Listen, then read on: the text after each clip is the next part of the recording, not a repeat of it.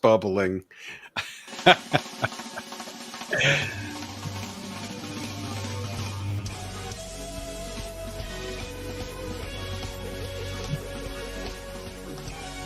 Hello, 55. Yes. Hello.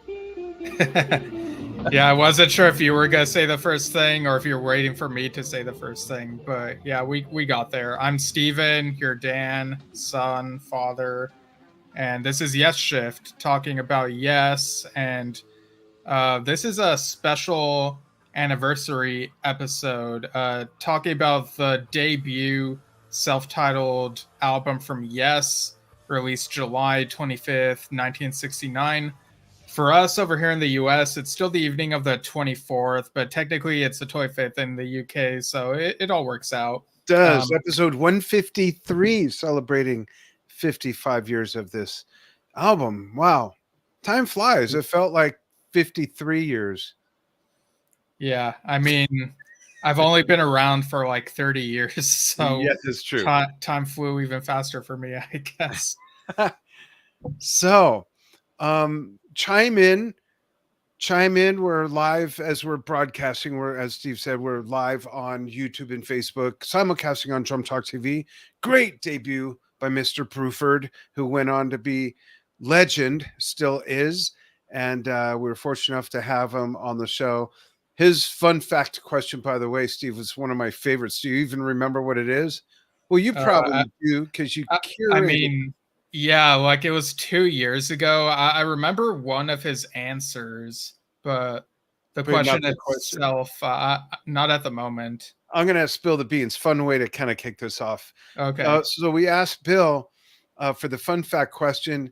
If people who know you found out you got arrested, what would they think it's for? And he immediately said, well, I don't remember the answer. I just remembered the question.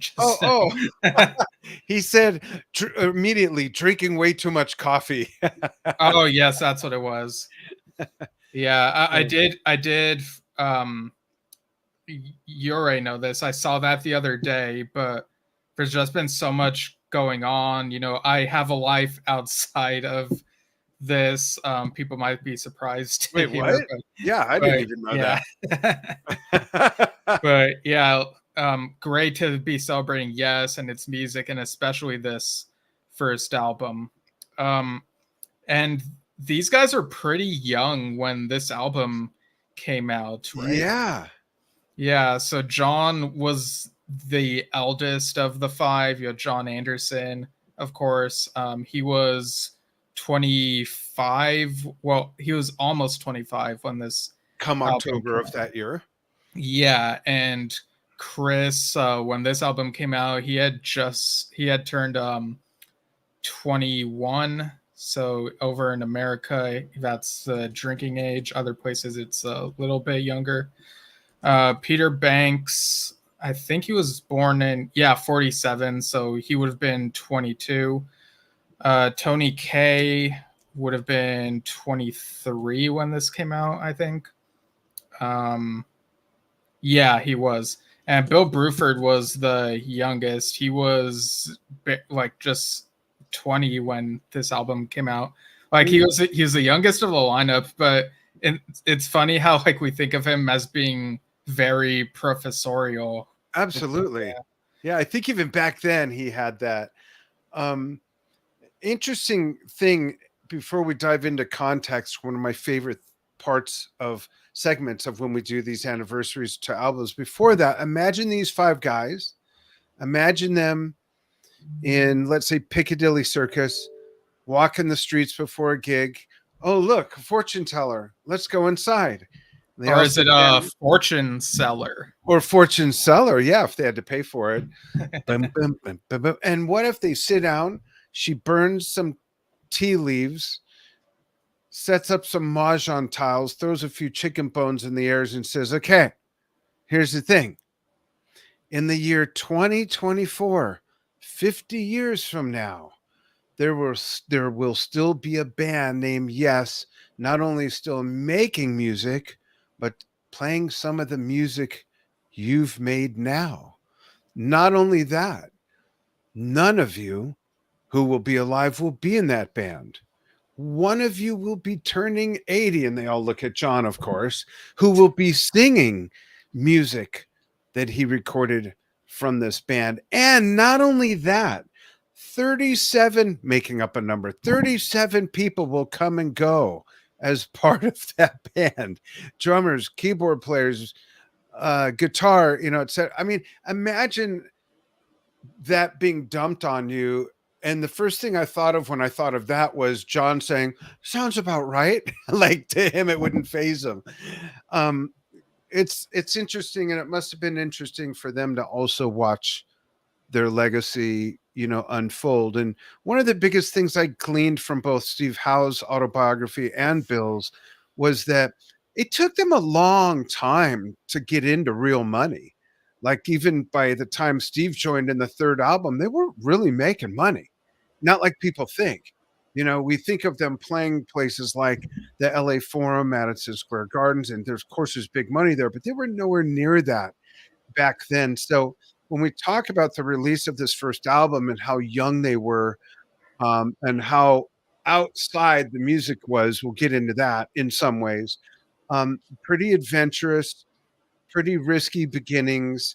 And it's amazing that through all its iterations, there's been somebody for every iteration of the band members, the styles, the music, and so on. So I think all of that is of note of any band that's been around 55 years, and there hasn't been many. Right. And I remember back in my early 20s, I was sort of reminded of like how young these guys were at this time. And I'm like, man, what have I done with my life? I'm 61 and I'm saying that. Oh, wow. Well, about you. No, I'm kidding. No, but it puts things in perspective. It makes one think, Yeah, yeah. So for context, there was a lot going on around the time that this album came out. Jethro Tull's second album, Stand Up, apparently came out the same day. The Beatles released Yellow Submarine in January and would release Abbey Road in September. Neither of which really did much. No, but that feels really strange to me because in my head, I think of the Beatles as being before Yes, like they ended before Yes, but really that wasn't the Right. case. Like there was a little bit of overlap. Yeah. And in that September would be the live piece in Toronto concert where Alan would play. Interestingly. Genesis released From Genesis to Revelation in March of this year, 1969. The Nice would release their third album, Nice, in August. Led Zeppelin released their first album in January and would release their second album in October. Two bands putting out two albums in 1 year. That just doesn't happen anymore. Yeah. And it hasn't happened in a long time. You get lucky if you get an album a year, and then you get Peter Gabriel putting one out every 10 or 12 years now. Yeah. And interestingly, Led Zeppelin and Yes were around this time, maybe even the year before. In Melody Maker, they were said to be the two bands most likely to succeed. Yeah. And look what happened. They were my two very favorite bands, too. Yeah. Pink Floyd released Soundtrack from the film More in June and would release Umagoma in November. Also and awesome. King Crimson were recording in the Court of the Crimson King from July to August, and it would come out in October. And also, I think within this same month that this album came out, Steve Howe had left Bodast, or Bodast had ended. So yeah, there's a lot going on music wise. If you look at that list, that's a show in itself of just the music that came out that year, some of it being debut music and or second albums. And every one of those bands, well, that's why we're mentioning them, went on to be legendary. And I don't think there's that many bands that put out such what would become legendary music in the same year anymore. let alone debut bands.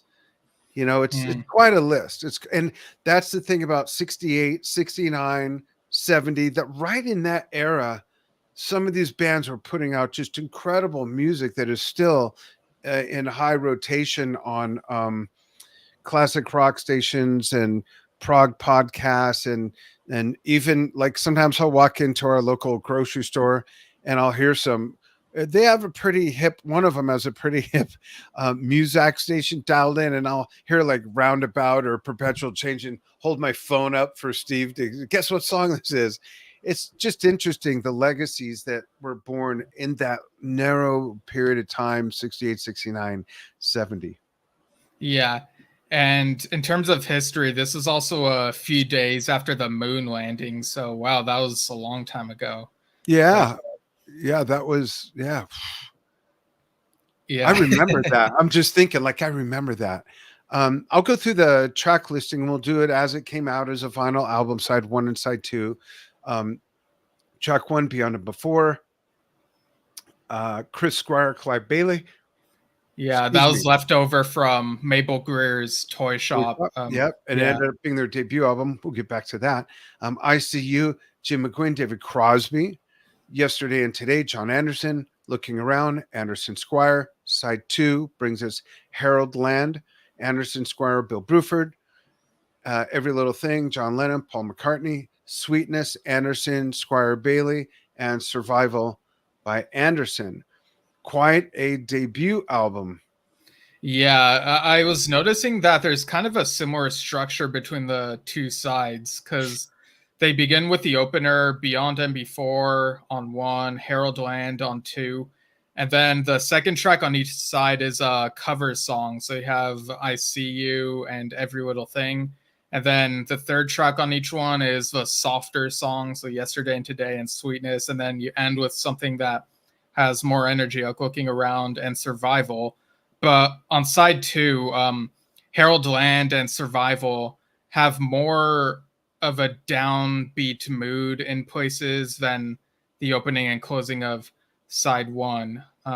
So it's kind of interesting how Harold Land and Survival begin with like really upbeat moods, but then sort of descend into like a turn in the story. Like with Yeah. Survival, when there's that fade out, you kind of think the song is gonna end, but it segues into the dun, dun, dun, dun, dun, dun, and it's like, whoa, what's going on here? Like that was probably my reaction when I first heard that song on the highlights, the very best of Yes compilation back in 2003. Yeah, sorry about the yawning, folks. It is 6:43 p.m. here, and I've been up since 2:38 a.m. So I'm cut. But interesting about what you said when, as you described the layout and all of that, it really, really shows as a debut album how opposite they were from a one thing kind of band. You know, just all these vast different stylistic colors that they put into their music. For like, I wonder how many labels might have passed them up who said, well, what is your thing though? Because, and that was their thing, was to be so many things, and it Yeah, still is, yeah, even every little thing you might say. but really, even if you look at Open Your Eyes, even if you look at 90125, there's always a variety of stuff. It's never just all one thing, which I find very endearing to the music. Do you have Yeah, favorites of this album, Steve? yeah, Survival is definitely my most favorite of this album.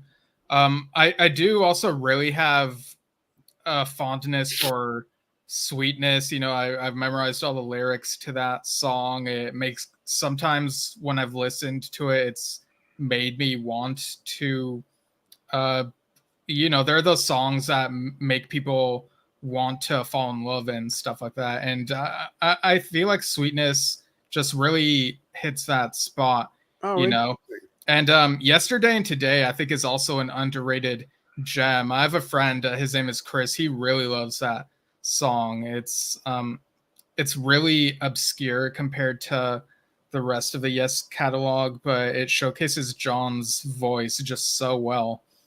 That's cool. Yeah, what's kind of fascinating is with the opening track Beyond and Before, all the singing is pretty much in unison. You get the Yes choir, so Yeah, people back then maybe right away wouldn't have known who the lead vocalist was just from that one song, not till the next one or something. absolutely. And I think that might have been done on purpose to kind of lead up to the debut of the lead vocal, if you will. Um, Yeah, maybe. I think, like for me, and I'll be honest, I don't go back and listen to a lot of the first three albums, believe it or not. But having put this on for the first time in a while, I was almost kind of shocked at like Beyond and Before as an opening track for a debut band is it's pretty out there in some ways. And followed by I See You is so amazing with like you said, the choir, those vocals, the Yes choir. Yeah, and the Um, guitar work, it gets really psychedelic. yeah, those are two of my favorites on the album. I love Sweetness as well and Survival. I love Looking Around too. I mean, it's a really good album. Yeah, And looking around would be a great one to dig up for the live setting yeah, now. I agree. I totally agree. Um, it's a neat album. I'm going to read a couple comments really quickly. We've got uh, Caesar, as Kelly says, Aruba, watching from Aruba, and we've got Marie Line Isnara. I hope I'm pronouncing your name right, from France. Thanks for chiming in. Let us know if you have thoughts on this album. Um, it's quite interesting. Yeah, and I'm sharing the photo of the lineup. So this was on the back of the album on the UK release, but in the US, this was the front cover. I'm not really sure why, but I think it's a really cool photo. You got the statues like the eagles and stuff. Yeah. And then you got the bubble logo right here. I'll just quickly remove the player and then put it back on so people can see the full thing. So you got it there, and then yeah. Yeah, I don't know why I felt the need to do that, but yeah. I was wondering. um, It's okay though. yeah, and also got the lineup again here. And yeah, like look how young they were. I It's, know. it's so God. long ago. Yeah. Bill was 20. Yeah. Wow. And there's been speculation that people have said that the Yes bubble logo, something similar to it, I believe, popped up in the Yellow Submarine film, the word yes in a bubble. So That's right.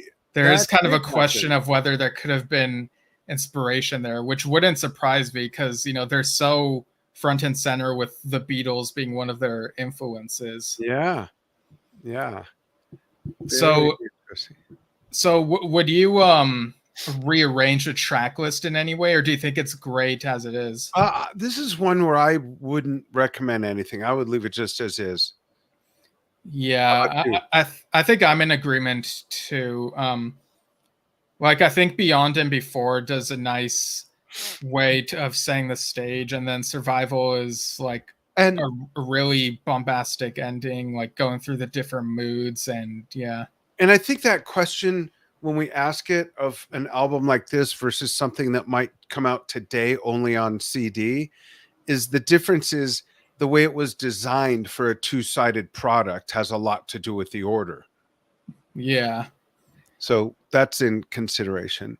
Y- I'd have to give it too much thought than my brain can handle right now if I were to think of it as a continuous play product, whether or not I would rearrange anything, but probably not. Probably not. And David Allen Rogge, I hope I'm pronouncing your name right, says, if memory serves me, Peter Banks was credited with the logo. He was certainly credited with the name of the band. I don't remember about the logo, but that could be from Lexington, Kentucky. That could be. Yeah, Raji. maybe. Awesome. Raji, thanks for chiming in, David. Yeah, thanks. And were you able to hear any seeds of what we would later get with You Yes know, from this listen? my answer might surprise you. First of all, yes. And when I think of I See You, when Peter does that real jazzy guitar solo, you know what it first absolutely reminded me of? The guitar solo in I got to think the song through. I just heard the guitar solo. Um, Steve Howe's guitar solo in New Languages from The Ladder. Oh wow. It's almost the same type of guitar sound. It's very jazzy, very mellow, hollow body sounding, and picky. Oh, that bit. Okay. Yeah, I totally feel that. Other than that, certainly the Yes Squire was already starting to show itself, and the immense swings, as I mentioned before, stylistically from some stuff that's almost more bombastic to something very delicate like Sweetness and Parts of Survival, as you mentioned, when it fades down. Yeah, Survival to me feels like a mini epic. Like later Yeah, on, we'd get longer songs. I would do that same sort of thing of going through different moods. And Herald Land, being a song about war, that's a thread that would continue with Yours Is No Disgrace and Gates of Delirium. You could even right. say that this is sort of like if Gates of Delirium was more like Yours Is No Disgrace, and even further, if that makes any sense. Yeah, interesting. Yeah. How about you? See any other seeds? Um Hear any other seeds, rather? yeah, I mean those are the main. I feel like looking around to me kind of has a feel similar to almost like Love, and just how upbeat and Oh, like that type of energy. yeah, Yeah. And as for the covers, I really love how they the cover songs, how they expand the songs rather than just do them note for note. And this might be blasphemous, but I actually prefer the Yes version of Every Little Thing over the I do Beatles too. version. Yeah, I, like I love it from the 35th anniversary tour. yeah, I had to have listened to this album in full before Songs from Tsongas came out. That came out early 2005. So I probably got this CD in 2004. And it came with bonus tracks. So you have a couple different versions each of Dear Father, Every Days, and Something's Coming. And really showcasing the jazzier side of Yes of that era. Yeah, Um, absolutely. so I'm trying to think of like where else to go with this album, because we also have like a few other questions that we posed that kind of have to do with like the history of Yes itself. Um, Yeah, let's go there. Or yeah, let's go there. And then we have some fan comments from posts that we put up and whatnot. But let's go through some history of the whole, because after all, this is the beginning of 55 years of Yes music, which is crazy. okay, so a few of these questions you actually came up with, and one of them was, "What are your top 5 Yes album covers?" Um, so do we answer first, and Sure. then okay, Sure, yeah, so and folks watching live, go ahead and chime in. What are your, and if you can't think of 5, what are some of your first favorite Yes album covers? 5 may sound like a lot to come up with, but with like 30 whatever albums or whatever, not really. What are yours? You want to go first, Steve? so I don't know if this is the same 5 that I may have mentioned in the Roger Dean episode a while back, because all my picks are Roger Dean covers. Surprise, surprise. But in no particular order, I think I would say, The Quest is one of them. The Royal Affair live from Las Vegas. I remember mentioning that one. Like that's a more modern one, and I'm still immensely impressed with that one. Um, and also, let me think. I think the cover of, let's see, Tales from Topographic Oceans definitely. I think I'd also throw in Relayer because it also like really illustrates the music very well. And then for the fifth one, and again, my mind could change in like a year, as it probably has since the last time I did this sort of thing. But I was really taken with the Heaven and Earth cover when we were looking at it more recently. Yeah, that was beautiful, actually. Yeah. Yeah. What about yours? I'm going to say, in no particular order, Tails Relayer, Yes Songs as a trifold gatefold. I love that. There's so many things included with that. And there's I must admit, there's a bit of a emotional attachment to that. Their first live album, and I remember getting it so young and just really immersing myself in that music. And you get some of Alan, you get some of Bill. So there's some of that, but I do absolutely, for art appreciation's sake, love that. So those two. So limit to 5 now, huh? Okay, I'm going to say Close to the Edge is nice because it's so vague and nondescript on the outside, and then you open it and it's like, whoa, that's what that song looks like. It is just such a nice surprise. So that's 3, right? Yeah. Gotta have Gates of Delirium.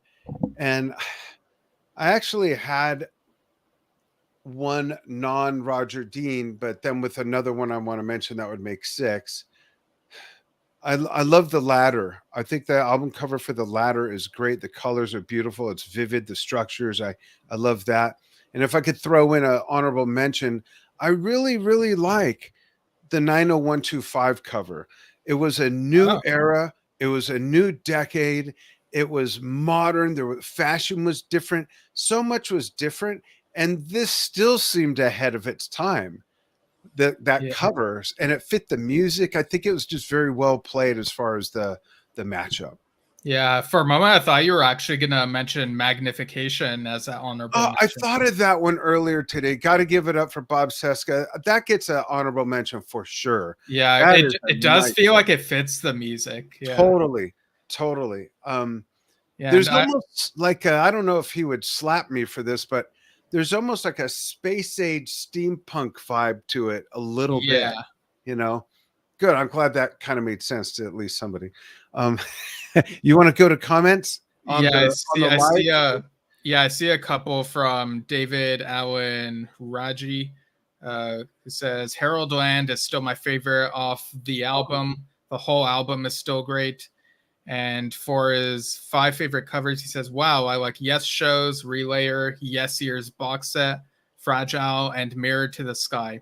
Yeah, the Yes Years one gets me really nostalgic because it was also on the Yes Years documentary VHS. That's a great and one. I love how smooth the tree looks and the yellow. Like, yeah, it's really good. Union's nice too. It's got the big sweeping. I can't picture Fragile though. What's on that album? Those are good picks, David. Those are good picks. Awesome. And hey, Matt, thanks for tuning in. Matt Warburger watching on YouTube. Yeah, that's neat. So how many times have you seen Yes, Steve? I've seen them. Well, I'll go ahead and list them since it's not that many. Okay. So I saw them with you at the Thomas and Mack Center in Las Vegas in 2009. That was when Asia opened for them. Steve Howe from Asia was also Steve Howe and Yes. So he managed to pull that off. Wait, it was the same guy? Yeah. And then I don't know why, but I didn't see them again until 2016. That was the Topographic Drama Tour. And then the year after that, instead of going to see Yes, I went to see ARW because, I wasn't sure how long they'd be around, and I'm glad I was able to catch them. That was a good call. Yeah. I missed that like an idiot. Yeah, that was in Las Vegas. The Topographic Drama Show was at the Humphreys by the Bay in San Diego. But then you and I and my brother Alex saw Yes the year after in 2018 for the 50th anniversary tour. That was in Anaheim. And then I saw them again at the Irvine Amphitheater in 2019. That was when there were a few bands before them. Carl Palmer's ELP Legacy, John Yeah. Lodge of the Moody Blues, Asia. Like, it was a stacked show. It was incredible. And then the next time I saw them was 2022 for the Close to the Edge 50th anniversary tour. And then that was in San Diego. And then last year I saw them here in Los Angeles for the Classic Tales of Yes tour. So that would be, I have to count again. I wasn't keeping track. I should have Okay. been making Okay, so I saw Yes 6 times. I saw ARW once.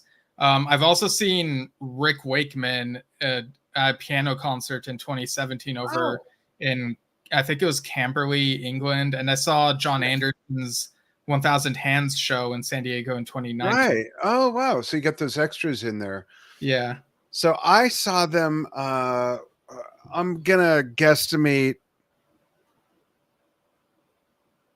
somewhere 14 times, maybe something like that. First time was the first Tormato tour, 1978 at the LA Forum.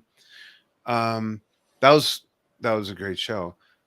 I think the first time you see Yes is, it's going to be one of your favorites, probably. Yeah, it sticks with you. Yeah. Yeah. And so I'd say 14 to 16 times, but I also did see Anderson, Bruford, Wakeman, and Howe in San Diego. Right. I saw Rick Wakeman in, I'm going to say it starts with a 1, so 19. It would have been, I'm trying to, for context, think of my age. Okay, so I had, so I was probably 22, 23, so that would have been 1986, 85, something like that. Okay. At the Beverly Theater with a great band. It was amazing.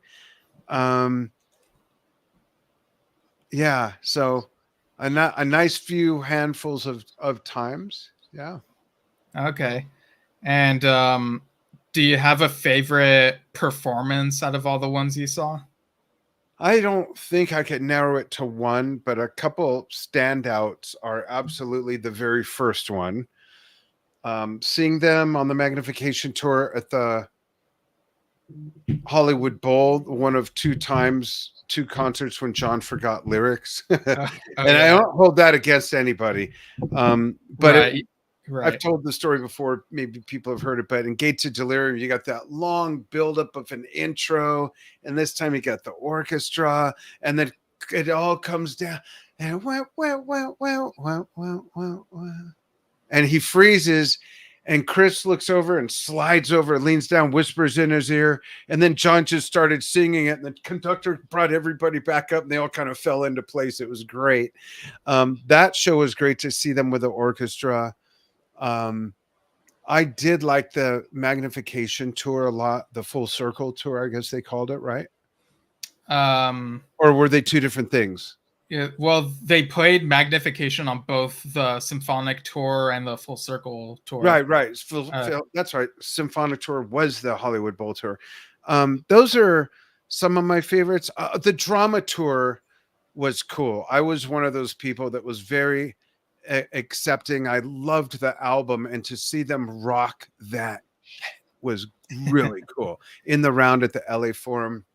And I absolutely loved the Union tour. I saw them twice, once at the LA Forum in the round. The other time was months later in, I can't remember where, somewhere in SoCal at an outdoor arena. It started during the day. That one was good, but it didn't have the gravitas that we got within the round and the mystique and the whole, and there they are. It was so immensely fun. And then I had known Alan for a while by then, so I went to the show, or went backstage afterwards to the Forum Club, and saw Alan and his wife and her parents. Gigi's parents were there, and saw John and his daughters, and Patrick Moraz was there, and some people. And it was just, the atmosphere had such a buzz. That's what I'm getting at. It was really, so those are my favorites out of all the times. There are times I wish I saw them that I did. The funny thing, I'm sorry, I've said this before, but not everyone sees every episode.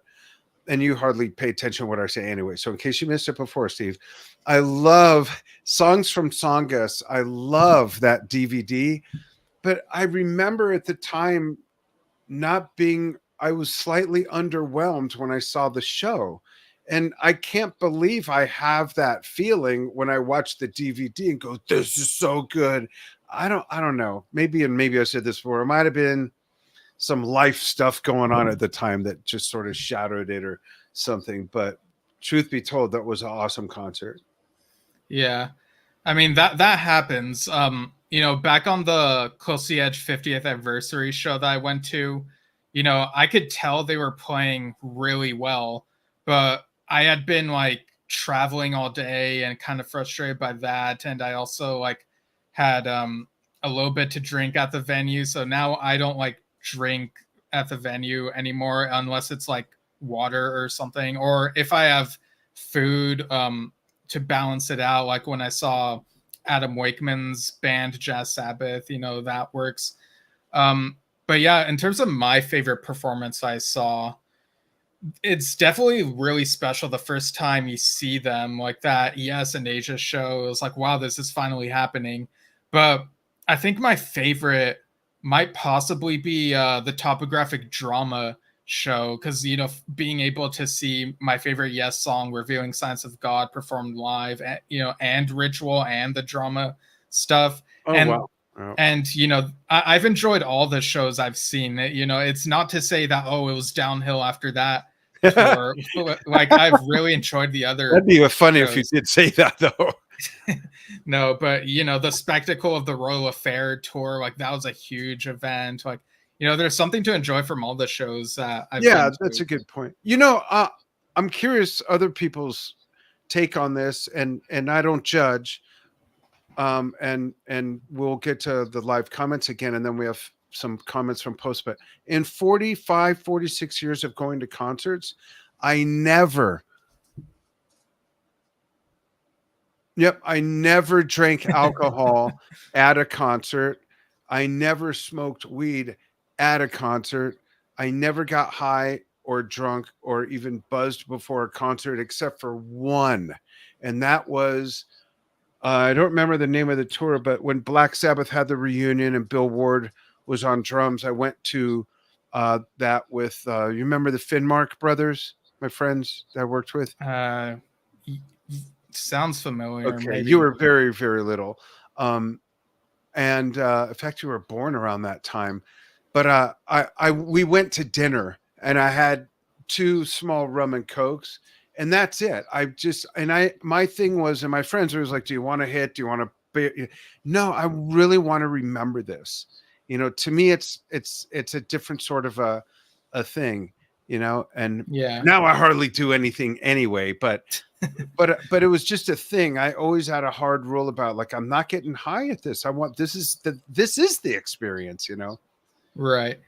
So we'll read these live comments before getting into the next question, which is, what are your top 5 highlights from Yes's history? So it could be an album, a song, or moments, or tours, or what have you. But yeah, so this is a friend of ours, Lou Calderola, says, howdy guys, just got in, and he adds, Lou's my co-host on our show, Under the Influence. Funny enough that that's funny. And it's called that not because we get jacked up during the show. We talk about our musical influences, and right. Lou is in the longest standing, or sitting in his case, Rush tribute band called Limelight. What's Lou's picks? There it is on the screen. Yeah, he says, I was lucky enough to work production for them in my area in 1997. Had lunch with Chris Squire, an amazing day.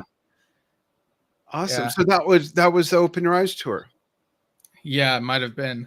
Yeah. And then David Allen chiming in again says, first time I seen Yes was Big Generator tour, then Union, Talk, the Open Your Eyes tour, the latter Magnification tour. Also seen ABWH in, how do you pronounce that city? Poughkeepsie. Okay. Poughkeepsie. Okay. So that's in New York. And then Bill Bruford's Earthworks at the Bottom Line in New York, and Asia in Portsmouth, Virginia. Awesome. You know what I left out? The 90125 tour was mind blowing. It Yeah. was. It ripped open my brain. Just the stage alone was so cool, and they were so good. And Trevor just kind of brought a whole other different dimension. They were just so good. There were more girls at that concert than I had ever seen at any other Yes concert by that point.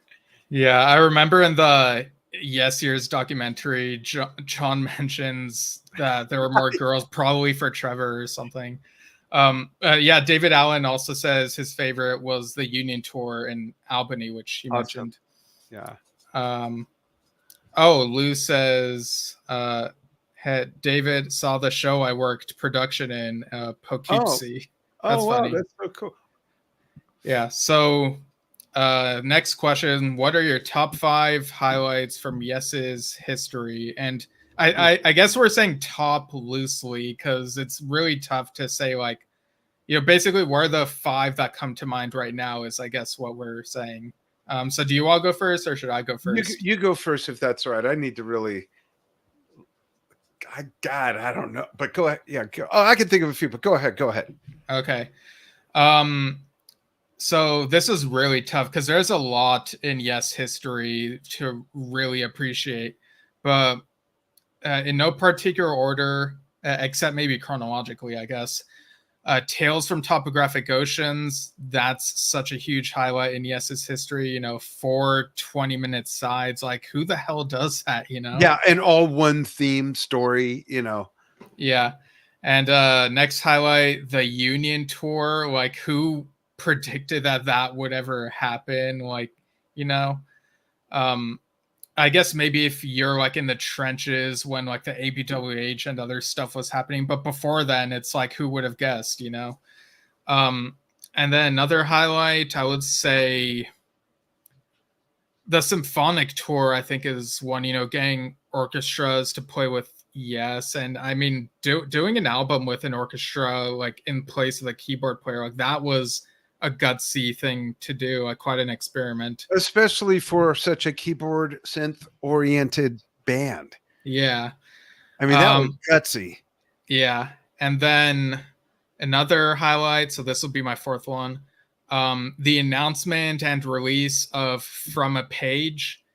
That was a huge thing. I remember months before that, maybe the year before that, reading about the material that they worked on with Oliver Wakeman and feeling like, man, I wish that this, it's like the road not taken type of thing. It's like, man, I wish I could listen to what this sounded like. And then lo and behold, that got put out. It's feels very finished. It's not just half finished demos. It's a full product, and it sounds so good, and it really gives us a glimpse into that era when they were working with Oliver and Benoit in the studio.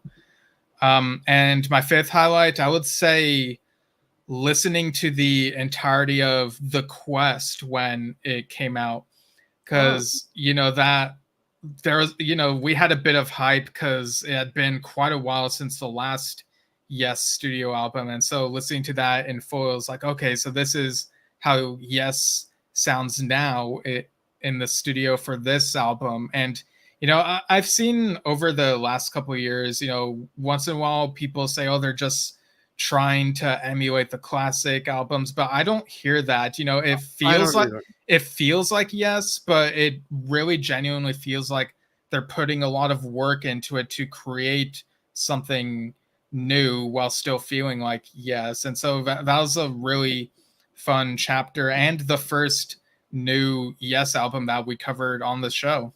Yeah, that's true. Wow. Mine, have to give Close to the Edge, the album I mentioned, because that truly became the seminal benchmark. This is prog. There's so much other wonderful, amazing prog, but just the playing of those 3 songs, the way they were recorded and mixed, the musicianship, the production, the album cover, it has every element was just at least 5-star rating, at least. And that was a huge, I think, turning point for them in a big way. That put them just on top. But then the follow up, of course, like you mentioned, Tales, just amazing. And I have a reel to reel bootleg of which is now available everywhere. Of See, I said that because that's how I received it, a quarter-inch reel-to-reel tape, a bootleg of that tour. And all it was the entire Close to the Edge album, the entire Tales from Topographic Oceans album, and then I think All Good People and Roundabout. And that was the show. That was neat to be able to hear all that stuff live with the original lineup that played on the album. That was cool. That's 3. Wow.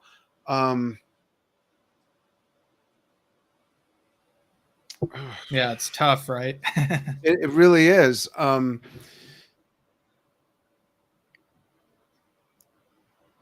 So I won't mention like other shows that I saw because we covered that. So I'll go with I think 90125 was a huge accomplishment.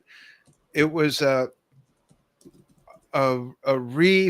literally formed, reconcocted, reformulated, re-ingrediented Yes, and they freaking crushed it. It sold more albums than any other Yes album before. They took a chance. Gotta thank Trevor Horn.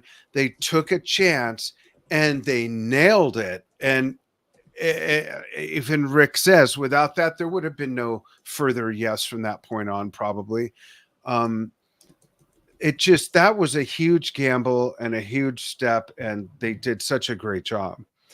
For the 5th one, I'd Yeah. say, I think the overall tenacity of, for so many years, Chris, Alan, and John keeping the whole machine moving forward, and then with the passing of Chris and then subsequently Alan, the fact that Steve Howe, that is still his focus and he left Asia to focus on it. I think it says really a lot about the kind of people they are, about their music. I don't feel unlike other people who look at the Trevor years like this or Open Your Eyes, I don't think they ever sold out. And I don't think they ever did something for the fans. I think they've always done something for themselves. There might have been some inspiration driven by what was going on of the times, but I don't think artists need to cater for fans. I'm not on board with that. I think artists should be artists and people either love it, hate it, or don't give a fuck. And so if that's always the case, then do your thing, and that goes with any art. It goes with the visual arts, the interpretive arts, culinary arts, anything, because you're never going to please everybody with the same time. I mean, Anja and I have 11 kids and 19 grandkids, and we know that. Oh, you know that too. And we can't please everybody with the same thing. Right. Yeah. And we got a comment from Were James you just doing Muir. math in your head? You looked like you were doing the math in your head. No, I was just checking on something else. But okay. Sorry. James Muir, who does Yes bass covers, lists these highlights: the Rock and Roll Hall of Fame induction, Yes's 50th anniversary tour, the Yes album, which is the introduction of Steve Howe, Good one. The Union tour, and the first meeting of Anderson and Squire. Special mention to The Quest, the first new album from Yes for me. Oh, nice. I have a special mention. My special mention was all the stuff coming to light through Keys 1 and Keys 2 and the tour that never happened. That material is so good. I'm glad we got to see some of Mind Drive. Thank you. On tour. But other than that, there's there's so many great Footsteps, there's so many great songs, and it never came out. And those live versions are my favorite of Close to the Edge and Siberian Katru. So I got to give that a mention. Okay. That was just a weird period that sort of happened, but then went poof. Yeah. So circling back to the first album, what would you say is the legacy of this first album, simply titled Yes? I'm not sure if it's anything other than that's what the following 50 years have to really point to. They were all great musicians. Peter was a great guitar player. Bill, great drummer. Chris, everybody and all these sounds together to make that collection. And some of it was taken along with every album forward in some way. So I don't know if there is anything other than that. Not that I could think of. I mean, it's just like, wow, that is the first spark that just, started this whole thing. Yeah, and I mean, Yes have played every little thing on the 35th, like I think you mentioned, and they played Survival on the 2017 Yestival tour. So they could definitely mine more from this album, but I think as it stands, it's an album that maybe didn't catch as much attention at the time as their later albums did. But I think thanks to their later albums, the fans dig further back and see where it all started and are really fascinated by the evolution of it all. Like, I think the first album is impressive on its own, but going from that and then Close to the Edge and Tales a few albums later, it's like, whoa, what happened? It's incredible. Yeah. Just a whirlwind of evolution, really. Yeah. And I mean, the sounds that, gotta give credit to Peter Banks and Tony Kaye, of course, before the changes to the Yes sound as we know it, like they were really into it, just jamming and whatnot. It was really cool to listen here. Yeah. And both very animated in their playing. Yeah.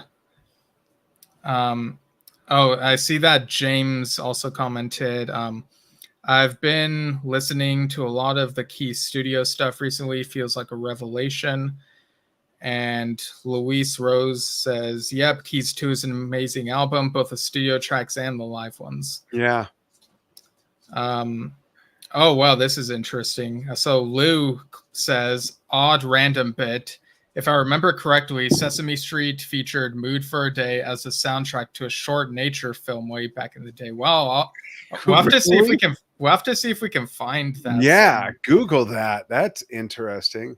Right. When I was just on that note, when I was a little kid, like in third grade, I remember there was this film. We would see films once a week. They'd roll in a projector. Anyone around my age would remember this. And there was a film where there's no audio, no voice, but there was like stop motion animation of someone doing some sort of art project. And the soundtrack, I did not know this at the time, but later when I heard do do do do do do do do do do do by Jethro Tull's version of that was the soundtrack to that they used, which when I discovered that, I was like, whoa, that was mind blowing. So kind of the same thing. Oh, you remember that, Lou? Yeah, that's cool. Good. It's not just my imagination then. Right. Funny. Yeah. So do you have anything else to say about the first album before we wrap things up? No, let's go to the comments that we got on the posts. Oh, right. We haven't gotten to those, have we? Yeah. I was so used to reading the live comments that I kind of forgot. Okay, yeah. So you go ahead and start with Margaret. Okay, so Margaret Evans says, just gotta love Chris's in-your-face bass making such a statement as the album opener on Beyond and Before. Looking forward to this anniversary episode. Thanks. We really appreciate it. Thanks. Yeah. Doug Curran. Hey, Doug. Doug says his top 5, number 1, Beyond and Before, Survival, ICU. 2, Tales, Relayer, Drama, Classic, Yes, and Fragile. Number 3, Close to the Edge, Fragile, Tales, Relayer. The Yes 50 show in Philly with 10 Yes members on stage. And 4, 201 times so far. Wow. And 5, the 76 tour shows and Awaken on the Union tour. Nice. So he went down that whole list of the different questions and everything. That's cool. Yeah. Sorry, I'm just taking care of something. That's okay. Mo Stocks says, I love Survival. Yeah. Paul Halis says, Survival, just wonderful. Yeah, and Ralph Gonzalez says the album is a gem. And then Robert Owen says Mabel Greer's Toy Shop morphed into Yes. I was about 10 years too young to have seen their early shows. Renowned for their covers, for me, I See You and Every Little Thing are standouts, with Beyond and Before and Looking Around as the best originals. Relay, and for memories, I guess, Relayer, Close to the Edge, Inner Sleeve, Waterfalls. After that, Perm, Anyone from about at least 10. I'm not really sure what that means. Buying my first Yes album, Tales from Topographic Oceans, on its day of release, aged 13. Relayer, seeing Yes live for the first and second time. Aged 15, Cardiff and Reading Festival, 1975. First row seats at Wembley, 1978. Torma Tour.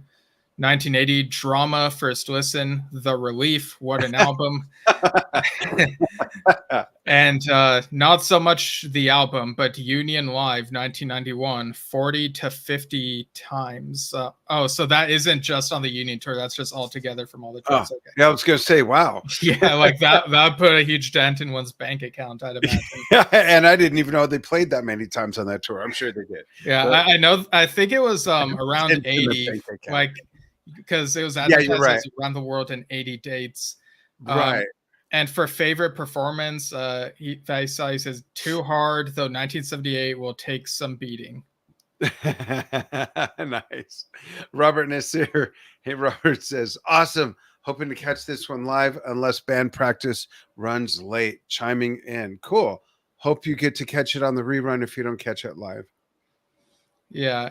Let's see. What are your favorites from this debut album? He says the opening track, Looking Around, is quirky, energetic, and cheerful without being saccharine. Yeah. Do I have that right? Saccharine, like the sugar substitute? Is that what that means? Yeah. Some people use it as an adjective that means like sweet, like trying to be sweet, but in an artificial. Nice. I love that. Yeah. Cool. His top 5 Yes covers the series that runs Fragile, Close to the Edge, Yes songs, Tales from Topographic Oceans, and Relayer. That is a nice run. And though granted the quality of the albums probably has made me eternally biased in this regard. And then to the question, what are your top 5 highlights from the Yes history? Could be a song, album, etc. He says, number 1, Roundabout, simply perfect rock song. 2, And You and I, a 4-part epic in just 10 minutes.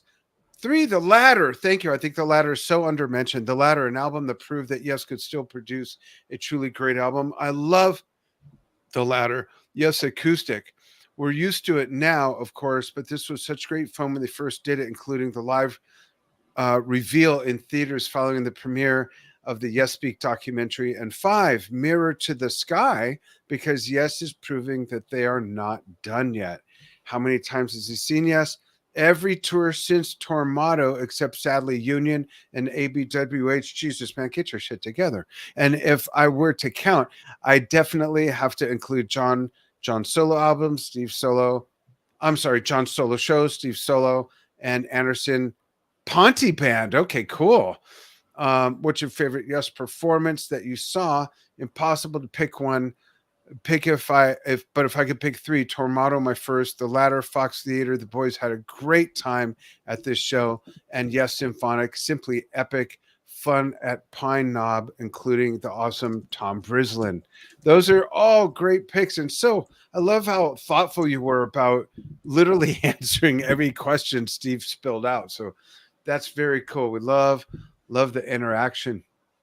Yeah, and I see in the live chat. Let's see. Just hovering over to it. Okay, so James chiming in again says the debut is my favorite Yes album with no Steve Howe for sure.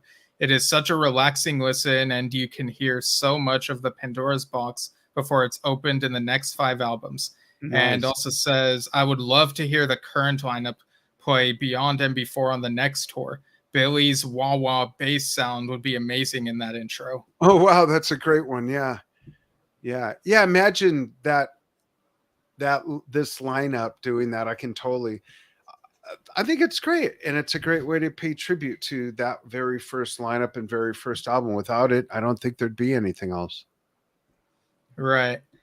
Yeah, and that actually reminds me of a question that I sort of came up with. I recently watched a movie from a few years ago called Yesterdays, and the premise of the movie is like this guy wakes up in a world where nobody knows who the Beatles are. Like they never got famous and made their music. So like he as a musician decides to recreate their music. Wait.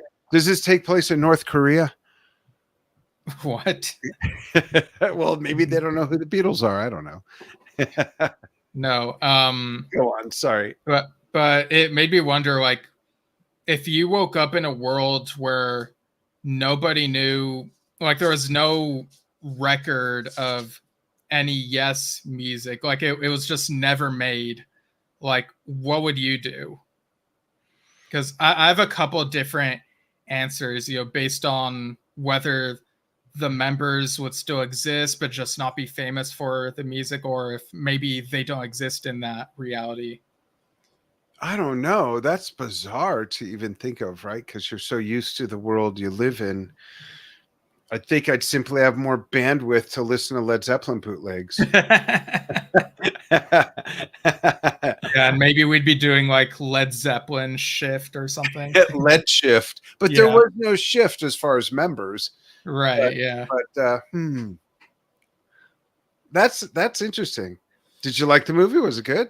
Was it thought provoking? Yeah, well, I thought you came up with this. Yeah, I thought it was a fascinating what if. But yeah, if I were in that situation, waking up in a world where there's no Yes music and I'm like the only one who remembers, I think what I would do first is try to seek out the members and see if they still exist in this reality and try then coax them into energy. Yeah, like get them to like make the music. But if they don't exist in the reality, then I guess I would try to find a way to recreate the music, but say like do the Jazz Sabbath thing where I mentioned that there's this fictional history and these are the guys, they made this album in 1969. And no one will know any different. Yada yada. Like it'd be the same history. And yeah. So here's the question. Yeah. Oh, go ahead. Then I got a question for you regarding this whole concept you brought up. Oh, and I would if I make any money off of that, if this is a reality where those guys just don't exist, I would make sure to use some of that for charity, because cool. I think it would feel weird like in either way. Yeah, that's awesome. You've really thought that one through. But did you think of this? Imagine all the cleared space in your head that's taking up everything you know about Yes, and just the stuff we run through in our head, listening to songs in our head. And think of that, everybody, for a moment. Like, think about like what would happen with all that space. No, yeah, and I just remembered another thing in the movie is that there were a couple bands that did not exist because the Beatles didn't exist. That'd be like everyone, by the way. It'd basically be almost everyone.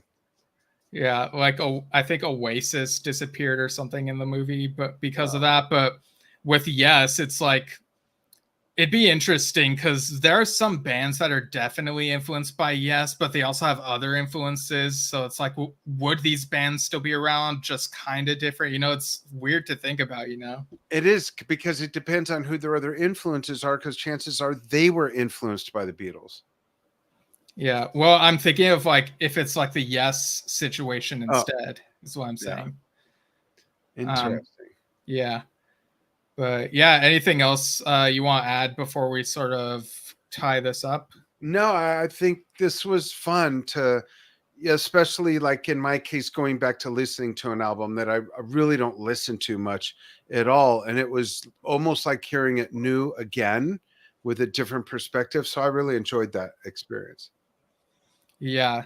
Like I have this album pretty much memorized well enough, but it's always fun to like go back and actually like put it in my ears, you know, and just like Yeah, go through that journey again. totally. And thank you, folks, for joining us. Thanks for the comments on the posts that we put up and answering the questions. And thank you for chiming in live, everybody that commented, or if you were a more innocent bystander and just watched on YouTube and Facebook, or if you're just listening on the archive on anchor.fm/Yesshift. And we appreciate you following what we do. Yeah. Thanks for following us. And we'll be back in the, well, I might be putting out like a couple solo things before we come back together for this. Like we have stuff lined up and I have a couple people I need to email. But yeah, thanks for tuning in. And you can follow us at Yesshift on Facebook, YouTube, anchor.fm/Yesshift if you want audio. You can write to us, yesshiftpodcast@gmail.com. And yeah, thanks again, everyone, and we'll see you all soon. And we'll have an announcement soon. And Steve, maybe even though I'll be out of town, we could still do that together. Well, we're Yeah, both out of town, we'll talk about it. but Yeah. I'll be away from home. So yeah, we'll talk about that. All right. All right. Thanks, everybody. Bye. Bye.